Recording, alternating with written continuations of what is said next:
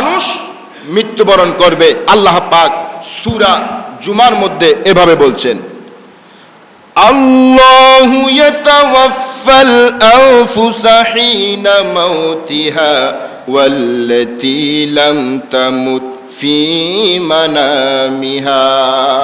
আল্লাহ পাক প্রত্যেকটা জীবের প্রাণ হরণ করেন মৃত্যুর সময়, হিনা মাউতিহা মৃত্যুর সময়, ওয়াল্লাতী লাম তামুত ফি মানামিহা এবং যারা ঘুমায় ঘুমের সময় আল্লাহ পাক মানুষের জীবন কি করে নেন? হরণ করে নেন।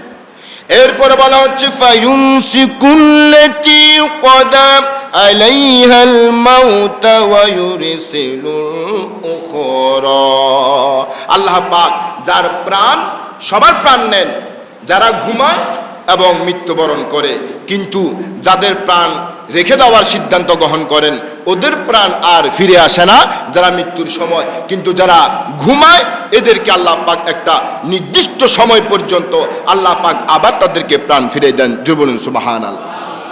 এরপর আল্লাহ পাক বলছেন, এই দুটি কথা বলার পর, ইন্না ফি যালিকা লাআয়াতিন লিকাওমিন ইয়াতাফাক্কারুন। আর এতে অবশ্যই নিদর্শন রয়েছে চিন্তাশীল সম্প্রদায়ের জন্য। এই যে মৃত্যুর কথাগুলা, এগুলা সবার অন্তরে গাঁথবে না। মৃত্যুর কথা, মৃত্যুর বর্ণনা সবার অন্তরে এটা জাগ্রত হবে না। এটা আল্লাহ পাক বলছে ইন্না ফি যালিকা লাআয়াতিল, অর্থাৎ এই আয়াতগুলা ওদের জন্যই নিদর্শন যারা চিন্তাশীল। জোরে বলুন সুবহানাল্লাহ। যারা চিন্তাশীল এদের জন্য আল্লাহ পাক বলছেন মৃত্যু অবধারিত। আমি আল্লাহ পাক মৃত্যু দেই দুই সময়ে, একটা হচ্ছে মৃত্যুর সময়, আরেকটা যখন মানুষ ঘুমায় ওই সময় মানুষের মৃত্যু আমি দান করি। প্রথম আল্লাহ পাক বলছেন সূরা জুমার মধ্যে, এরপর আল্লাহ পাক সূরা আনামে এভাবে বলছেন, ওয়া হুয়াল্লাযী ইয়াতাওয়াফফাকুম বিল্লাইল। আর সেই মহান সত্তা আল্লাহ পাক নিজেই বলছেন যে আমি আমার কিছু কিছু বান্দাকে ঘুমের মধ্যে এক প্রকার মৃত্যু ঘটিয়ে থাকি। ওয়া ইয়ালামু মা জাতুম বিন-নাহারি সুম্মা ইয়াবআসুকুম ফি ওয়া ইয়ালামু মা জারাহতুম বিন-নাহারি সুম্মা ইয়াবআসুকুম ফি। আমি জানি যে দিনের মধ্যে আমার বান্দারা কিছু পরিশ্রম করবে পরিবারের জন্য, রাষ্ট্রের জন্য, সমাজের জন্য, নিজের আহেলে পরিবারের জন্য। সেজন্য আমি কিছু মানুষের সুম্মা ইয়াবআসুকুম ফি, কিছু মানুষের প্রাণ আবার ফিরেই দেই যাতে সে পরিশ্রম করতে পারে, জীবিকা আরোহণ করতে পারে। জয় বলুন সুবহানাল্লাহ। তাহলে মৃত্যু অবধারিত, কোনো সন্দেহ আছে? এই মৃত্যুর আলোচনা কেন? মৃত্যুকে স্মরণ করার জন্য, মনে করে দেওয়ার জন্য, অন্য কোনো আমার কোনো উদ্দেশ্য না। এরপর আল্লাহ পাক কিভাবে বলছেন, সুম্মা ইলাইহি মারজিউকুম সুম্মা ইউনাব্বিউকুম বিমা কুনতুম তা'মালুন। বান্দারে অবশ্যই যাদেরকে আবার প্রাণটা ফিরাই দেয়, ঘুমের মধ্যে মৃত্যু দিয়ে আবার প্রাণটা ফিরে দেয়, অবশ্যই একদিন না একদিন নির্দিষ্ট সময় যখন শেষ হয়ে যাবে আবার অবশ্যই সুম্মা মারজিউকুম, অবশ্যই আমার কাছে আসতে হবে। যে বলুন সুবহানাল্লাহ। এর কারণ হচ্ছে ওয়ামা কানা লিনাফসিন আও তামুতা ইল্লা বিইযনিল্লাহি কিতাবাম মুআজ্জালা। নির্ধারিত সময় যখন আসবে, নির্ধারিত সময় যখন পৌঁছে যাবে, আল্লাহ পাক বলছেন পৃথিবীর আর কেউ তোমাকে ধরে রাখতে পারবে। সেজন্য আমাদেরকে মৃত্যুর প্রস্তুতি নিতে হবে, মৃত্যুর প্রহর গুনতে হবে। আল্লাহ পাক এভাবে আমাদেরকে শোনাচ্ছেন সূরা জুমার ভিতরে, কুল ইন্নাল মাউতাল্লাযী তাফিরুনা মিনহু ফাইন্নাহু মুলাকীকুম। আল্লাহ পাক বলছেন বান্দারে, তোমরা যদি মৃত্যু থেকে পলায়ন করো, আকাশে যদি উঠে যাও কিংবা জমিনে যদি তোমরা বিশাল লোহার খাঁচা বানাও, আল্লাহ পাক বলছেন যদি আকাশে ঊর্ধ্বগমন করো, ফাইন্নাহু মুলাকিকুম, সেই মৃত্যুর ফেরেশতা মৃত্যু তোমার সাথে আলিঙ্গন মোলাকাত করবে। জোরে বলুন সুবহানাল্লাহ।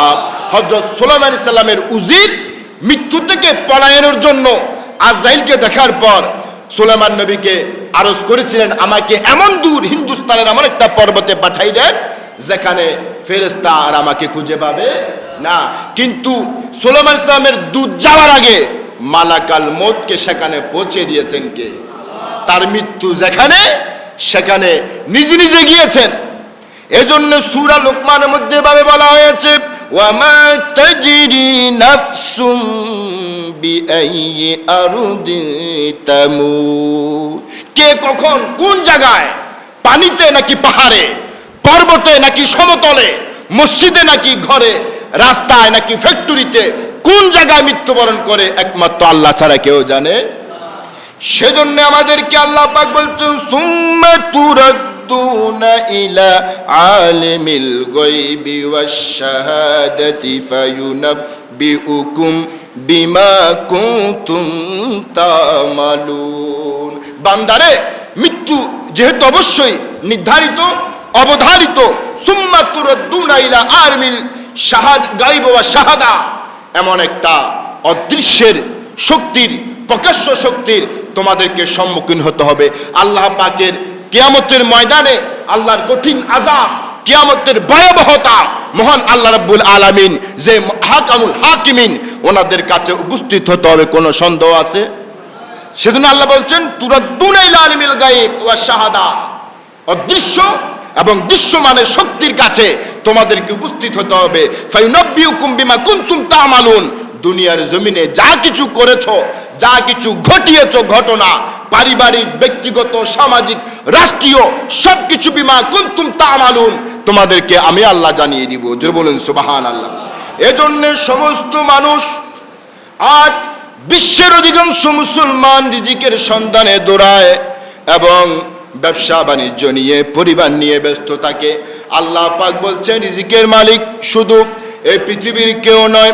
সূরা জুমার মধ্যে বলা হচ্ছে ভাবে, কুল মা ইনদাল্লাহি খায়রুম মিনাল লাহবি ওয়া মিনাত তিজারাতি ওয়াল্লাহু খায়রুর রাজিকিন। আল্লাহ পাক বলছেন, খায়রুম মিনাল লাহবি ওয়া মিনাত তিজারা, বান্দারে কোন রিজিকের সন্ধানে দৌড়াও? দুনিয়ার খেল তামাশা, দুনিয়ার তিজারা, ব্যবসা বাণিজ্য, যা কিছু তোমরা দেখছো আছে, তার চাইতো আল্লাহ পাক বলছেন আমার কাছে কুলমা ইনদাল্লাহ, আমার কাছে আরো বেশি আছে। যে বলুন সুবহানাল্লাহ। ওয়াল্লাহু খায়রুর রাজিকিন, আমি হচ্ছে উত্তম রিজিক দাতা। সুতরাং রিজিকের সন্ধানে দৌড়ান, ব্যবসার সন্ধানে দৌড়ান, কিন্তু আল্লাহকে ভুলে যাওয়ার চলবে না। কারণ আল্লাহর হুকুম যদি মানেন, আল্লাহর আদেশ যদি মানেন, আল্লাহ পাক বলছেন কুলমা ইনদাল্লাহ, দুনিয়ার মধ্যে যা কিছু দেখছো তার চাইতো আমি আল্লাহর কাছে আরো বেশি আছে। সুবহানাল্লাহ। এবং লাহবি ওয়া মিনাত তিজারা, দুনিয়ার খেল তামাশা, দুনিয়ার আনন্দ ফুর্তি এবং ব্যবসা বাণিজ্যের চাইতেও বেশি আমি আল্লাহ হচ্ছি উত্তম রিজিক দাতা। এই জন্য সূরা দোহার মধ্যে বলা হচ্ছে ভাবে, ওয়ালাল আখিরাতু খায়রুল লাকা মিনাল উলা, হে রাসূল, দুনিয়া চাইতে আখিরাত সর্বোত্তম। কে বলছেন? কথা বলেন, কে বলছেন? সূরা আনআমে ভাবে বলা হচ্ছে, ওয়ামাল হায়াতুদ দুনিয়া ইল্লা লাইবুন ওয়া লাহবুন ওয়ালাদ-দারুল আখিরাতু খায়রুল লিল্লাযিনা ইয়াত্তাকুনা আফালা ইয়ামালুন। সুবহানাল্লাহ। দুনিয়া একটা খেলার মাঠ। কার কথা? সূরা নাম। একটা খেলার মাঠ, রং তামাশা, মস্কারি, দুষ্টুমি, লাইবুন ওয়ালাহাবুন, খেলা এবং দুনিয়া, চাকচিক্যের একটা দুনিয়া। ওয়ালাল্লাযিনা, মুত্তাকিদের জন্য দুনিয়া কিছুই না, আখিরাত হচ্ছে তার উত্তম ঘর। জোরে বলুন সুবহানাল্লাহ। আফালা ইয়ামালুন, তোমরা তারপরও কি বোঝো না? এত সুন্দর ভাষায় আল্লাহ পাক আমাদেরকে বুঝাই দিচ্ছেন, তারপরেও আমরা বুঝি না। আল্লাহ পাক আমাদেরকে এই কথাগুলা বুঝার মৃত্যু, হায়াত, রিজিক এই সব কিছুর মালিককে, এবং সেই মালিক রবের দরবারে আমাদেরকে নির্ভর করার তৌফিক দান করুন। অন্য আয়াতে ভাবে বলা হচ্ছে বাল তুসিরুনাল হায়াতুদ দুনিয়া ওয়াল আখিরাতু খায়রু ওয়া আবকা। বান্দারে, দুনিয়ার জন্য দৌড়াও, কিন্তু এই দুনিয়া তোমাকে জাহান্নামী বানাচ্ছে। তোমার সম্পদ, তোমার পরিবার পরিজন, আজ তুমি নিজেই এদেরকে জাহান্নামী করছো এবং তুমি নিজেই জাহান্নামী হচ্ছ। বাল তুসিরুনাল হায়াতুদ দুনিয়া, দুনিয়া চাইতে ওয়াল আখিরাতু খায়রু ওয়া আবকা, দুনিয়া চাইতে আখিরাত পরকাল উত্তম। এটা বলছেন কে? সেজন্য বলা হয় মুতু কবলান তামুত, মুতু কবলান তামুত, হাসিবু কবলান তুহাসিবু আলাই। মৃত্যুর আগে একবার মরো এবং হিসাবের আগে তুমি একবার হিসাব করো। আমি আপনাদেরকে অনেক আগের একটা জুমায় বলেছি যে আল্লাহ রাব্বুল আলামিন প্রত্যেকটা মানুষ থেকে যথাযথভাবে হিসাব নিবেন, কোনো সন্দেহ নাই। এটা যেতন্য সময় বলা হয়েছে। এখন আরেকটা বিষয়, হাসিবু কবলান তুহাসিবু আলাই, হিসাব নেওয়ার আগে তুমি নিজেই হিসাব কর। আপনি যদি নিজে নিজে হিসাব করেন কোন জায়গায় কখন কিভাবে জুলুম করেছেন, গুনাহ করেছেন, অন্যায় করেছেন, তাহলে আর দ্বিতীয়জন লাগবে আপনার হিসাবের জন্য? আপনি যথেষ্ট। যে বলেন সুবহানাল্লাহ। আল্লাহ পাক হাসরের ময়দানে এভাবে বলবেন, ইকরা কিতাবাকা কাফা বিনাফসিকাল ইয়াওমা আলাইকা হাসিবা। বান্দারে, নারী হোক পুরুষ হোক, বলবে আজকে আমিও নিব না হিসাব। আমার ফেরেশতারাও তোমার হিসাব তুমি পাক করো, তুমি ডিসাইড করো, ডিসিশন নাও। তোমার হিসাব করে তুমি নিজে বুঝবা দুইটা পথ, একটা হচ্ছে জান্নাত, একটা হচ্ছে জাহান্নাম। তোমার হিসাব তুমি করো। সেজন্য বলা হচ্ছে হাসিবু কবলান তুহাসিবু আলাইক।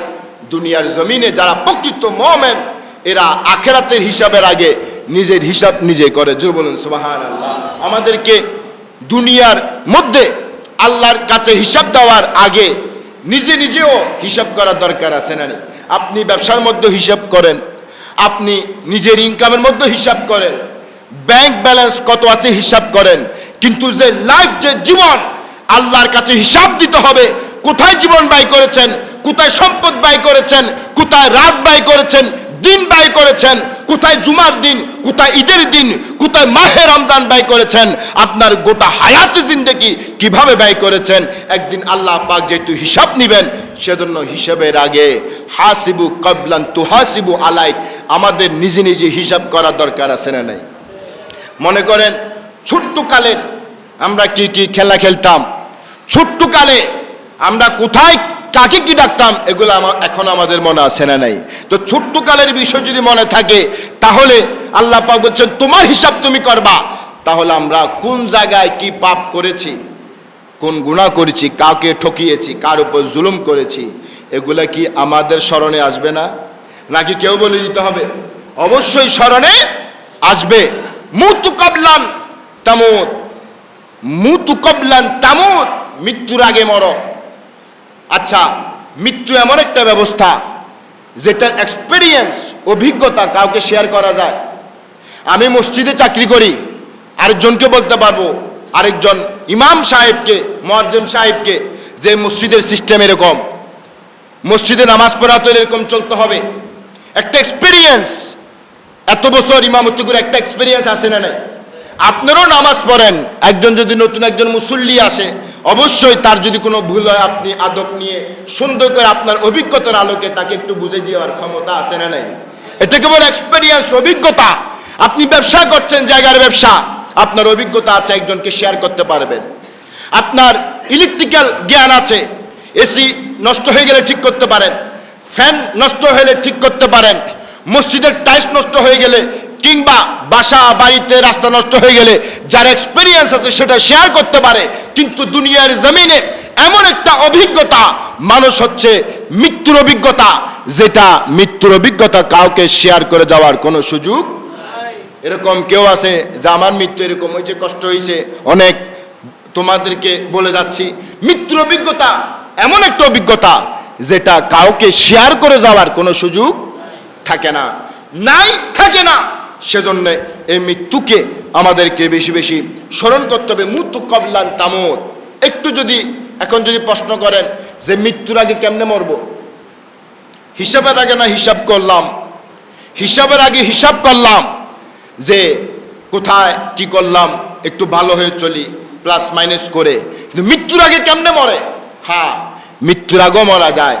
একটু শুয়ে চিন্তা করেন, একটু গভীরভাবে শুয়ে চিন্তা করেন, একটু যদি চিন্তা করেন যে আমার মৃত্যু হয়ে গেছে, সোজা হয়ে শুবেন, মসজিদে আলাম হচ্ছে অমুক বাড়ির ব্যক্তি অমুকের পুত্র আজ ইন্তেকাল করেছেন, ইন্না লিল্লাহি ওয়া ইন্না ইলাইহি, তখন একটু ভাবুন তো, আপনাকে মানুষ আসছে দেখার জন্য, অসংখ্য মানুষ দলে দলে ছোট্ট বড় নারী পুরুষ আপনাকে দেখতে আসছে, আপনাকে গোসলের প্রস্তুতি নিচ্ছে, গোসল করানো হবে।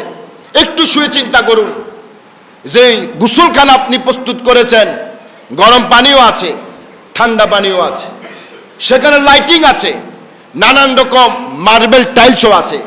যে টাকা দিয়ে, ব্যবসার টাকা দিয়ে, জীবনের সমস্ত কিছু দিয়ে নিজের গোসলখানা সাজালেন, আপনি একটু শুয়ে চিন্তা করেন, মারা গেছেন, এলান হচ্ছে, মানুষ দলে দলে আসছে, আপনাকে গোসল করতে নিয়ে যাওয়া হচ্ছে, আপনার প্রস্তুতকৃত গোসলখানায় নাকি জীর্ণ শীর্ণ একটা মাঠের মধ্যে?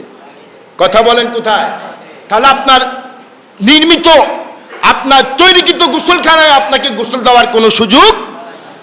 এবার পালকিতে চড়ানো হচ্ছে, অসংখ্য মানুষ দলে দলে আপনাকে নিয়ে যাওয়া হচ্ছে এমন একটা অন্ধকার, এমন একটা গভীর জায়গা যেখানে কোনো লাইট নাই, ফ্যান নাই, এসি নাই, বন্ধু নাই, বান্ধব নাই, সবাই দুলহানকে নিয়ে যাচ্ছে, কিন্তু আসার সময় আপনাকে রেখে আসছে।